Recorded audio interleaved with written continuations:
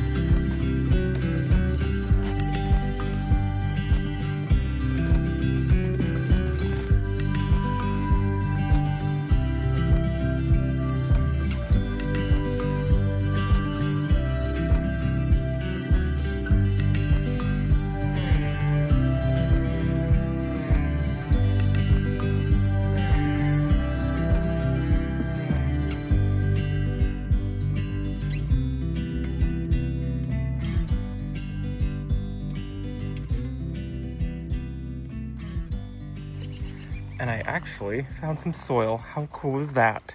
So I forgot that we had a couple bags.